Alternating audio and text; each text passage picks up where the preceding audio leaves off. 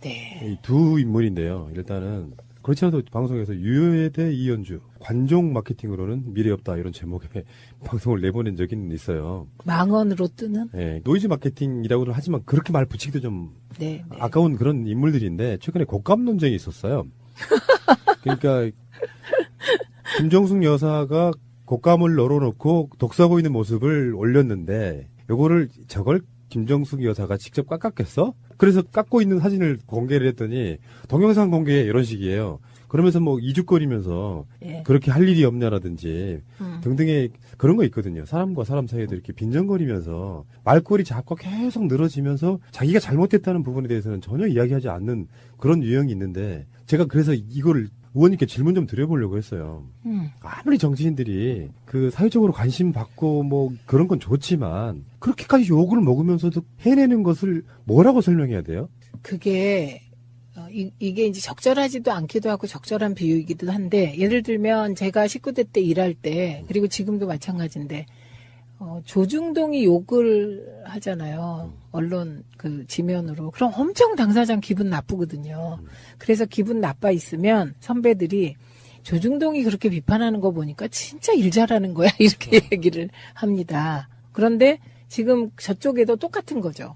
지금 인터넷상의 네티즌들은 다 친문이고 뭐고 정체모를 모바일 세력이고 그러니까 저쪽에서 욕먹으면 그거는 진짜 좋은 거야. 이런 그 자기 착각에 빠져 있을 것 같습니다. 그쪽은 나쁜 식으로 우리는 맞는 거였고요. 근데 상대적으로 이런 게 있단 말이에요. 뭐 대통령 영부인이 치맛바람을 일으켜서 뭐 무슨 권력자들 재벌들 만나고 다니는 것도 아니고 되게 서민스러운 행보를 하고 있는데 거기다 대놓고 대통령 공격할 게 없으면 영부인을 공격하는 그런 모양이 지금 유여해와 홍준표가 그런 식으로 나오고 있거든요. 그러니까 더 분노스러운 거예요. 근데요, 제가 요 꽃감 부분은 말씀드리자면 그 사진에 나온 감수를 세보시면 그게 뭐 몇 개 안 됩니다. 우리 견지에서는. 꼭 그 감 하나를 깎는데 드는 시간이 우리처럼 주부생활 30년 숙달된 조교들은 하나 쫙 까는데 1분밖에 안 걸립니다. 샤샤샥. 김정숙 여사님 손 무지하게 빠르십니다. 그래서 우리가 양산에 놀러 가시면 직접 음식을 다 해주셨어요. 그래서 제가 배운 음식도 있어요. 딱 자기 수준에서 하는 얘기예요. 그러니까 진짜 감을 안 깎아본 건 유효했다. 전 이렇게 본다는 말씀을 지금 드리는 겁니다. 뭐 전당대회부터 막 신발 벗고 막 노래 부르고 하면서 그때까지는 네. 그래도 뭐 네, 관심을 받았는데 그쵸. 이분이 이제 그 흔히 말해서 관종 마케팅을 좀 특별히 느끼고 있는 거예요. 관심 쏟아지고 사실 지금 자유한국당의 최고위원들 중에서 이렇게 언론에 주목을 받는 사람 이 사람밖에 없어요. 그러니까 점점 간땡이가 커져가는 거예요. 하다못해 뭐 어떤 컨텐츠가 있고 어떤 준비를 해왔다고 자기가 임종석 실장이 서울시장 나가면 지도 나간대.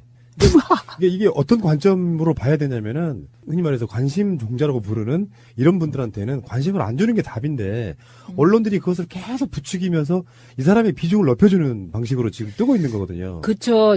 저는 진짜 이상한 게 홍준표 대표 수준의 막말을 추미애 대표가 했다면 그냥 아웃입니다. 예, 이제 보호받고 있어요. 언론에서. 그래서 제가 자유한국당 최고위 내에 막말 남매, 예, 홍류 남매. 이게 진짜 이 망언이 점입 가경일 뿐만 아니라 이거는 이제 곧 그 부메랑이 돼서 본인들께 이미 그렇죠. 부메랑 되지 않았어요? 홍준표 대표는 그 특활비 범벅으로? 지금 유해하고 홍준표하고 둘 중에 누가 더 셀까요? 저는 유여해가 세다고 봅니다. 정치적으로 누가 세냐 이런 것도 있지만 그게 아니라 이 상황. 최고위원회의에서 유해가 말이 너무 지나쳐가지고 홍준표가 제지했답니다. 유해의 손 권력은 센데 이 상황에서 막말이나 계속 막 던지는 걸로는 세다 이 말입니다. 왜냐하면 그렇죠. 개념이 무개념이기 때문에. 그렇죠. 무개념이란 말 정말 잘하셨어요. 네. 합리적으로 두루 살피면서 해야 될 말만 하는 게 아니라 굉장히 상기되어 있는 거예요. 근데요. 가만히 생각해 보시면 전 저러는 게 약간 이해가 돼요. 왜요? 왜냐하면 대통령도 막강인데 영부인까지 막강이거든요. 그러니까 이게 이제 대통령 지지율이 이게 200일이 됐는데도 돼가는데도 70%를 넘은 박스권에 갇혀있는 그것도 지금 어떻게 대응해야 될지 모르겠는데 영부인의 지지율이 더 높고 앞으로 영부인이 어떤 행보로 또 국민들께 기쁨을 줄지 예측 불허인 거예요. 근데 저는 이런 얘기 하나 드리고 싶어요. 정치하시는 분들 중에 유해 씨 같은 사람들한테 드리고 싶은 충고예요.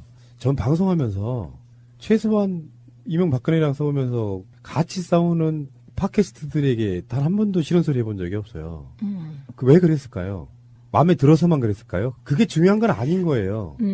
이런 분들이 그런 논란을 굳이 만들어가지고 내가 유명해지고 싶은 생각도 없고, 방향성이나 조금 어떤 색깔은 좀 달라도 배려해줄 건 배려해주는, 그러니까 어떤 그 상도이라는 게 있는 거잖아요. 넘지 말아야 될 선 같은 거는 지키려고 엄청 노력했다라고 말씀드리고 싶은데, 정치하는 사람들이 이렇게 한 줌도 안 되는 지지자한테 칭찬받으면서 막 뭔가 하는 모습이 결국에는 자기 자신의 정치적 위상이랄까 질이랄까 이름을 더 떨어뜨린다는 거를 알아야 돼요. 이럴 때 우리 남편은 부산 사람인데 뭐라고 하냐면요. 시끄럽다고 막 이렇게 합니다. 유여에 대해서.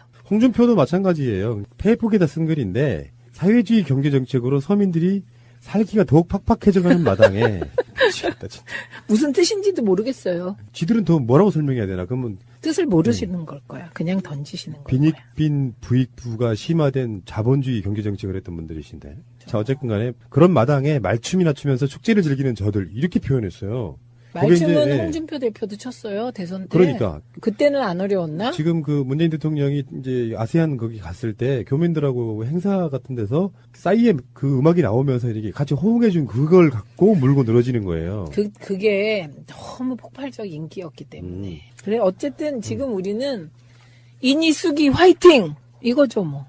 어쩔 수 없다고 생각 들어요. 그 모든 것이 싫은 사람들은 뭘 해도 싫을 거예요. 부러워서. 객관적으로 봤을 때 노벨 평화상 같은 거 받는 거 있잖아요.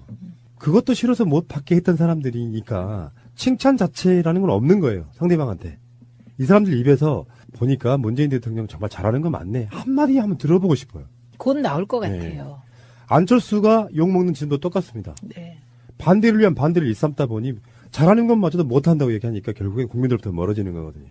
공감력 떨어지는 사람들.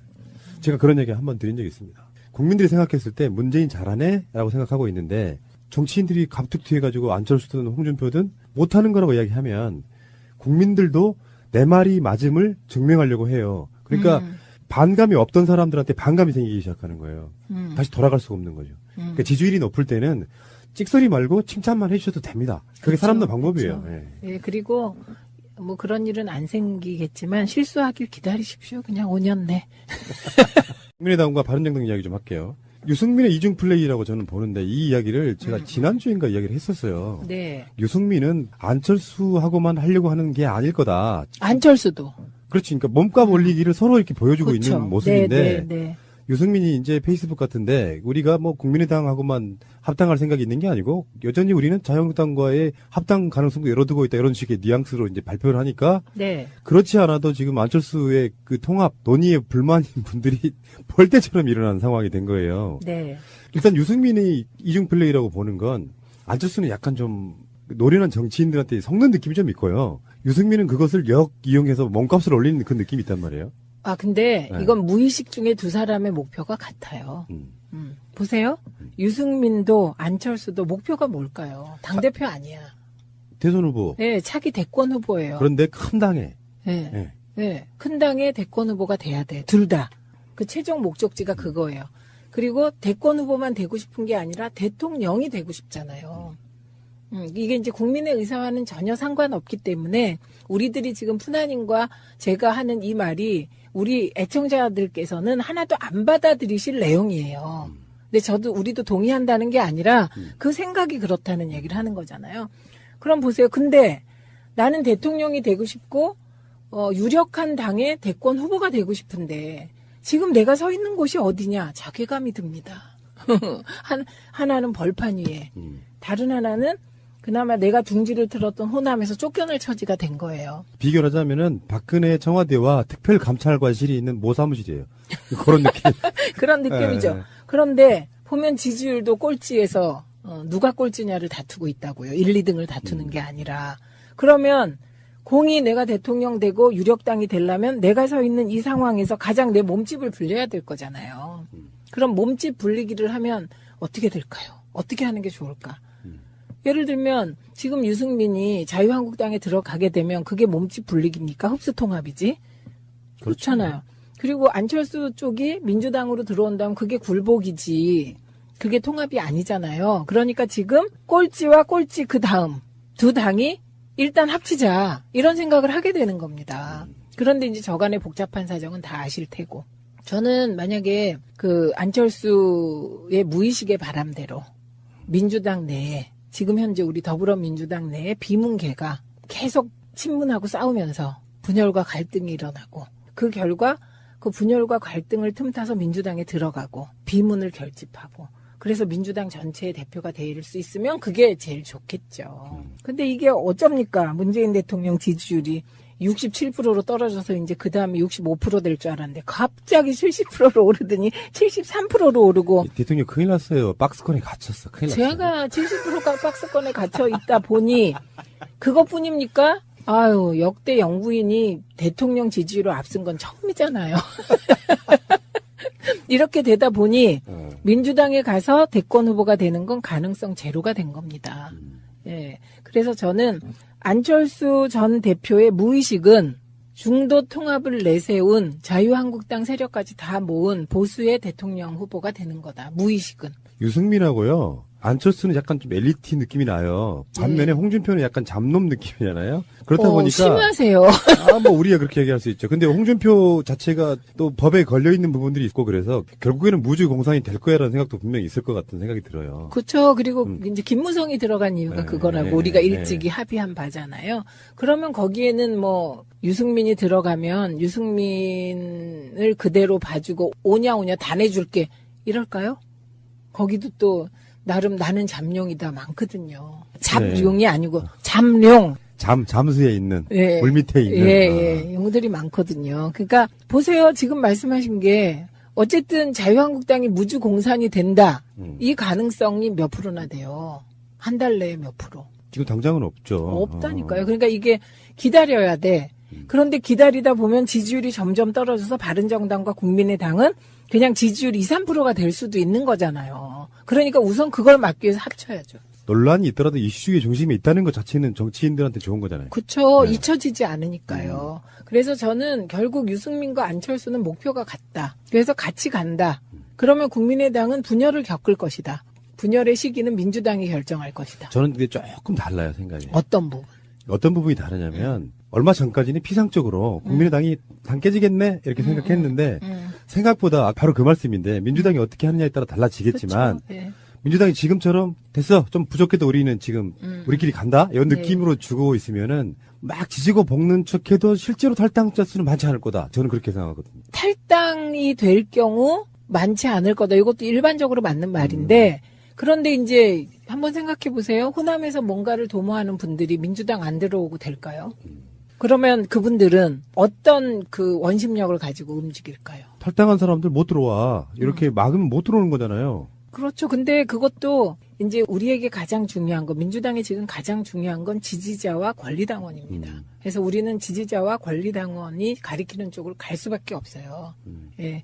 그러면 이제 끊임없이 우리 당에서 지금 국민의당과의 합당을 주장하는 세력들이 있거든요. 그건 현실 정치 공학적으로 필요하기 때문에. 개혁 법안을 통과시키려면 필요하기 때문에. 과반수 넘겨보자. 네, 그런 입장들이 있습니다. 근데 거기에 대해서 강한 반론도 있죠. 그렇죠. 예. 과반수 안 해봤냐? 그때도 개혁 법안 통과 못 시켰다. 이런 반론도 있는 상황이죠. 그런데 저는 일단 가장 중요한 건 아무도 이 이유를 모른다. 그렇죠. 그러나 장기적으로 보면 안철수는, 그러니까 유승민은 말할 것도 없고 안철수 대표는 자유한국당 쪽 플러스 어쨌든 그걸 보수 대통합이라고 해야 될지 보수 대 야합이라고 해야 될지 뭔지 모르겠습니다. 그쪽에 후보가 되는 길로 갈 것이다. 근데 안철수는 약다는 느낌이 드는 게 국정주의 이야기하면서 자기의 이제 정체성을 더 우클릭했잖아요. 네. 우리가 알고 있는 새정치는 사실 진보적 느낌이 더 강한 거였단 네, 말이에요. 네, 네. 그러면서 스멀스멀 저쪽으로 가고 있는데 애초에 국정주의를 주장한 이유가 틈새 시장이 아니고 저쪽에 큰 시장이 있는 거 내가 먹어야겠다 이 생각까지 하고 있는 게 보인다는 거잖아요. 그렇죠. 예. 근데 이제 유승민은 그렇다 치고 뭐 사실 뭐 관심도 별로 없고요. 안철수 씨한테는 제가 그런 얘기 하나 해드리고 싶어요. 그러니까 저는 이제 안철수 씨보다는 정치를 해본 경험은 없지만 바깥에서 객관적으로 보면 이 양반은 태도가 너무 나빠. 그러니까 태도 때문에 결국 망한 정치인 중에 하나예요. 그 싸가지 없는 말을. 그거는 빙산의 일각이고. 근데 그 빙산의 일각이 빙산의 본질을 드러낼 수도 있어요. 일단 안철수는 소통의 느낌이 없는 사람이고 첫 번째. 그리고 일반 대중의 정서를 너무 몰라요. 그리고 순진한 척 하는데 알고 보면 굉장히 그 조작이나 이런 게 능한 사람이야. 밖으로 내 보이는 태도가 반전 효과가 있어요. 홍준표가 그러는 건 그런가 보다 해서 실망하지 않아요. 오히려 기대치에 부응했다고 새끼 재밌네 이런 느낌이란 말이에요. 보통 사람은. 근데 안철수는 순진한 듯한 얼굴로 더 어마어마한 것들을 보여주니까 그 태도 때문에 곧 망한다 이렇게 보는 거예요. 저 다 동의하면서요. 혹시 안철수 대표는 내가 하면 이 모든 게 새정치다 이렇게 생각하지 않나 그런 생각이 듭니다. 어느 날 제가 안철수 씨를 보고 느끼는 게 그런 느낌이었거든요. 정말 독불장군 스타일이구나. 다른 이야기인데요. 비유를 들자면 이런 거예요. 언젠가 정권교체 이후에 제가 엄청나게 비난을 받은 적이 있어요. 악플로 한 2, 3일 동안을. 아, 왜요? 뭐 이유는 뭐 까먹었는데 저는 잘 그렇지. 까먹어요. 까먹어야 돼 이런 걸 하지. 까먹어야 돼. 예. 예. 내가 평소에 생각해왔던 것들을 이야기를 했는데 굉장히 한 3, 4일 동안 악플이 달리더라고. 2, 3일 동안. 아, 좀 서운하더라고요. 내 생각이 진정성을 사람들이 오해하고 있구나. 근데 유시민 작가가 까이는 거 보고 강경화 때 엄청 예, 까였죠. 까이는 거 보고 시대가 이렇게 바뀌었구나. 유시민이 까일 정도면 뭐 나는 고맙구나. 이런 생각이 들었단 말이에요. 그러니까 관점을 안철수 씨도 그런 이야기를 드리고 싶은 거예요. 오기로 하는 정치들이 있잖아요. 네. 막 비난이 쏟아지면 자기가 생각을 바꿔야겠다라는 생각을 안 하고 그 생각들에 대해서 계속 대치를 하면서 더 안 좋은 꼴을 보여주면서 자기 자신의 지지자들 정말 한 줌도 안 되는 지지자들만의 열광적인 반응을 끌어내는 정치인은 절대 크게 성공할 수 없다. 저는 그때 그걸 봤거든요. 그래서 비난이든 비판이든 간에 남들이 누군가가 나를 공격할 때는 이유가 있을 거야라는 생각에 뭔가 자기 행동을 고쳐줘야 돼요. 근데 그게 전혀 없는 사람이에요. 네. 핵동의.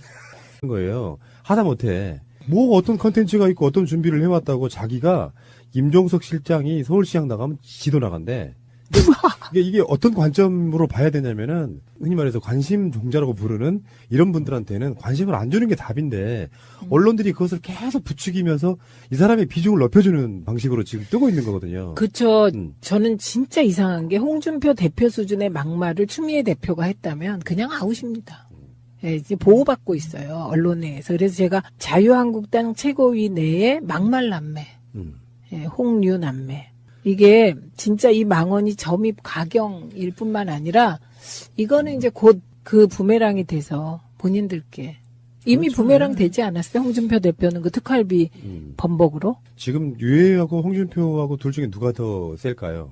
저는 유여해가 세다고 봅니다. 정치적으로 누가 세냐 이런 것도 있지만 그게 아니라 이 상황. 최고위원회의에서 유해가 말이 너무 지나쳐가지고 홍준표가 제지했답니다.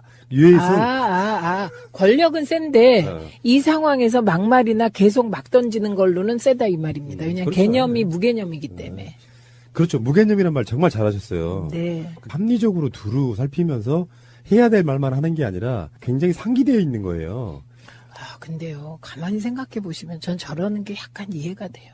왜요? 왜냐하면 대통령도 막강인데 영부인까지 막강이거든요. 그러니까 이게 이제 대통령 지지율이 이게 200일이 됐는데도 돼가는데도 70%를 넘은 박스권에 갇혀 있는 그것도 지금 어떻게 대응해야 될지 모르겠는데 영부인의 지지율이 더 높고 앞으로 영부인이 어떤 행보로 또 국민들께 기쁨을 줄지 예측 불허인 거예요. 근데 저는 이런 얘기 하나 드리고 싶어요. 정치하시는 분들 중에 유해 씨 같은 사람들한테 드리고 싶은 충고예요. 전 방송하면서 최소한 이명박근혜랑 싸우면서 같이 싸우는 팟캐스트들에게 단 한 번도 싫은 소리 해본 적이 없어요. 왜 그랬을까요? 마음에 들어서만 그랬을까요? 그게 중요한 건 아닌 거예요.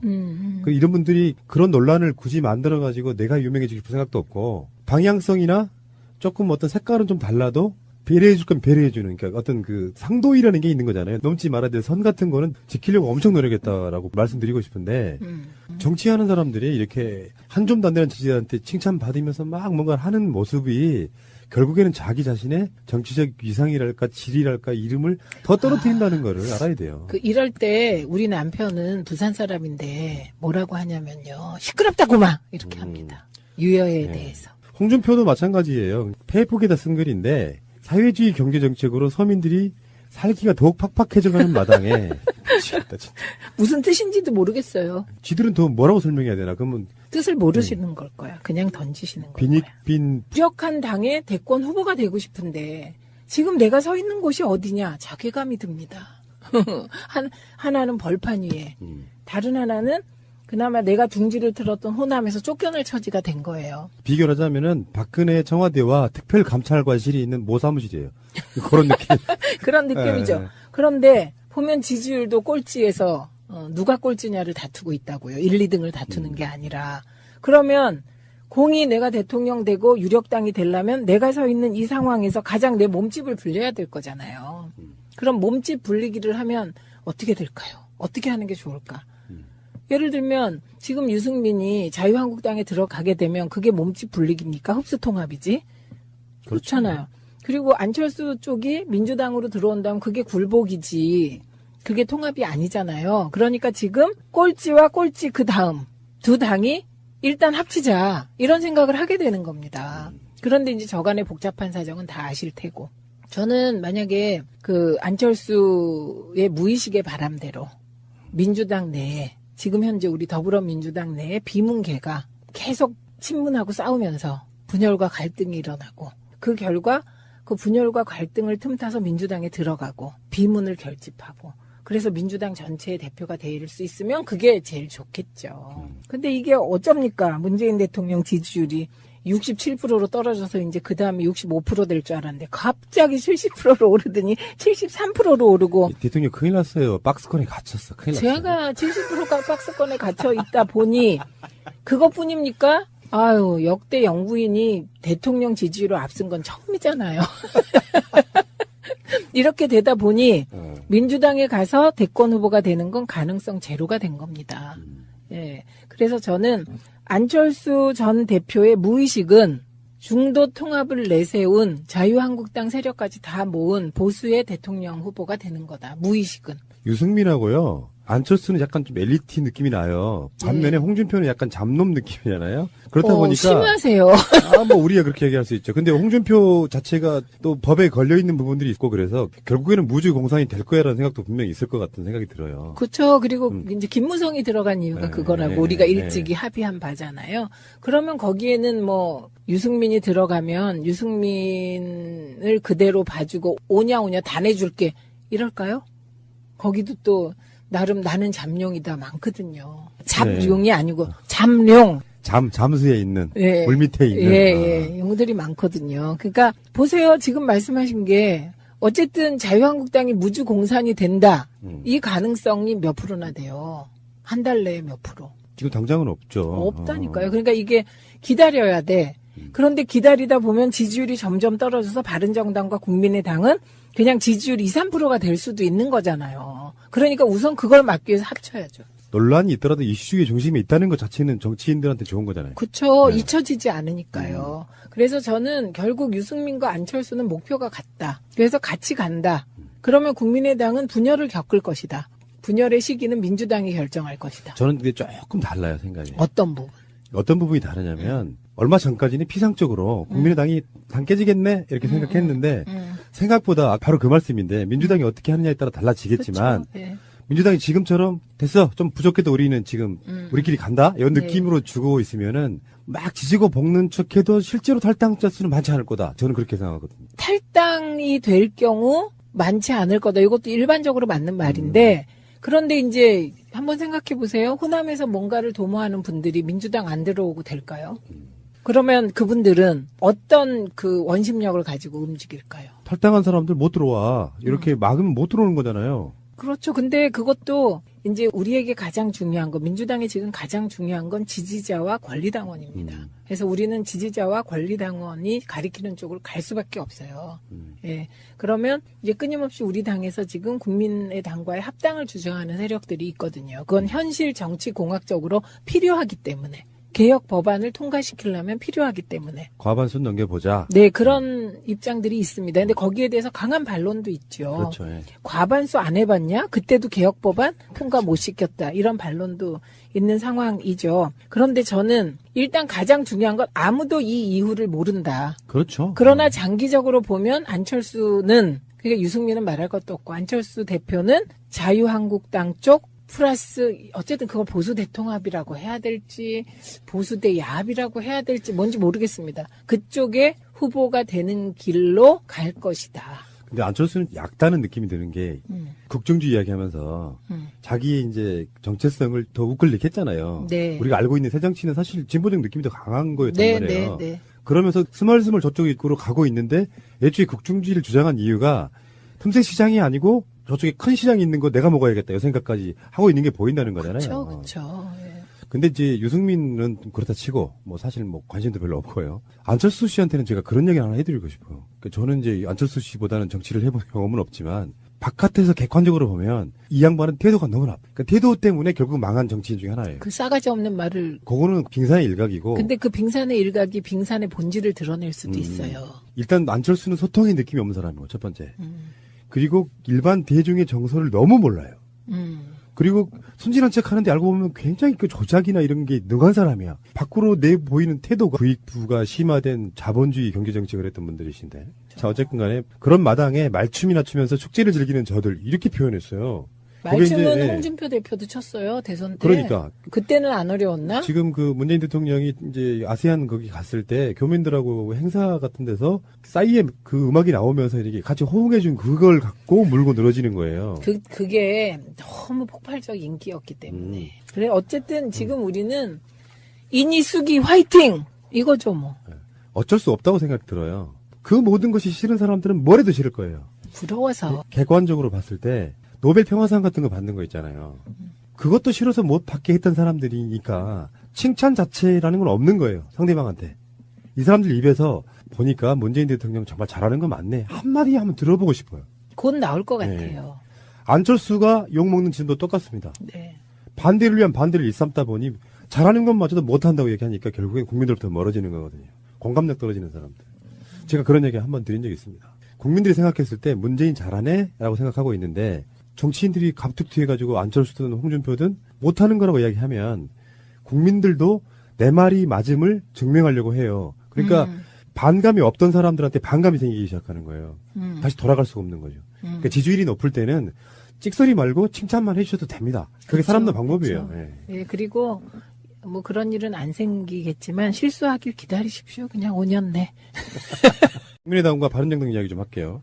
유승민의 이중 플레이라고 저는 보는데 이 이야기를 제가 지난주인가 이야기를 했었어요. 네. 유승민은 안철수하고만 하려고 하는 게 아닐 거다. 안철수도. 그렇지. 그러니까 몸값 올리기를 서로 이렇게 보여주고 그렇죠. 있는 모습인데 네. 유승민이 이제 페이스북 같은데 우리가 뭐 국민의당하고만 합당할 생각이 있는 게 아니고 여전히 우리는 자유한국당과의 합당 가능성도 열어두고 있다 이런 식의 뉘앙스로 이제 발표를 하니까 네. 그렇지 않아도 지금 안철수의 그 통합 논의에 불만인 분들이 벌떼처럼 일어난 상황이 된 거예요. 네. 일단 유승민이 이중 플레이라고 보는 건 안철수는 약간 좀 노련한 정치인들한테 속는 느낌이 좀 있고요. 유승민은 그것을 이용해서 몸값을 올리는 그 느낌이 있단 말이에요. 아, 근데 네. 이건 무의식 중에 두 사람의 목표가 같아요. 보세요. 유승민도 안철수도 목표가 뭘까요? 당대표 아니야. 대선 후보. 네, 차기 대권 후보예요. 그런데 큰 당에. 네. 네. 네. 큰 당의 대권 후보가 돼야 돼. 둘 다. 그 최종 목적지가 그거예요. 그리고 대권 후보만 되고 싶은 게 아니라 대통령이 되고 싶잖아요. 이게 이제 국민의 의사와는 전혀 상관없기 때문에 우리들이 지금 푸나님과 제가 하는 이 말이 우리 애청자들께서는 하나도 안 받아들이실 내용이에요. 근데 우리도 동의한다는 게 아니라 그 생각이 그렇다는 얘기를 하는 거잖아요. 그럼 보세요. 근데 나는 대통령이 되고 싶고, 네. 이 두 인물인데요. 일단은 그렇지 않아도 방송에서 유효대 이현주 관종 마케팅으로는 미래 없다 이런 제목의 방송을 내보낸 적이 있어요. 망언으로 뜨는? 네, 노이즈 마케팅이라고는 하지만 그렇게 말 붙이기도 좀 네. 아까운 그런 인물들인데 최근에 곡감 논쟁이 있었어요. 그러니까 김정숙 여사가 곡감을 널어놓고 독서 보이는 모습을 올렸는데 저걸 김정숙 여사가 직접 깎았겠어? 그래서 깎고 있는 사진을 공개를 했더니 동영상 공개 이런 식이에요. 그러면서 뭐 이죽거리면서 예. 그렇게 할 일이 없냐라든지 등등의 그런 거 있거든요. 사람과 사람 사이에도 이렇게 빈정거리면서 말꼬리 잡고 계속 늘어지면서 자기가 잘못했다는 부분에 대해서는 전혀 이야기하지 않는 그런 유형이 있는데 제가 그래서 이거를 의원님께 질문 좀 드려보려고 했어요. 아무리 정치인들이 그 사회적으로 관심 받고 뭐 그런 건 좋지만 그렇게까지 욕을 먹으면서도 해내는 것을 뭐라고 설명해야 돼요? 그게 이게 이제 적절하지도 않기도 하고 적절한 비유이기도 한데 예를 들면 제가 19대 때 일할 때 그리고 지금도 마찬가지인데 조중동이 욕을 하잖아요. 언론 그 지면으로. 그럼 엄청 당사장 기분 나쁘거든요. 그래서 기분 나빠 있으면 선배들이 조중동이 그렇게 비판하는 거 보니까 진짜 일 잘하는 거야 이렇게 얘기를 합니다. 그런데 지금 저쪽에도 똑같은 거죠. 지금 인터넷상의 네티즌들은 다 친문이고 뭐고 정체 모를 모바일 세력이고 그러니까 저쪽에서 욕 먹으면 그거는 진짜 좋은 거야. 이런 그 자기 착각에 빠져 있을 것 같습니다. 그쪽은 나쁜 식으로 우리는 맞는 거였고요. 근데 상대적으로 이런 게 있단 말이에요.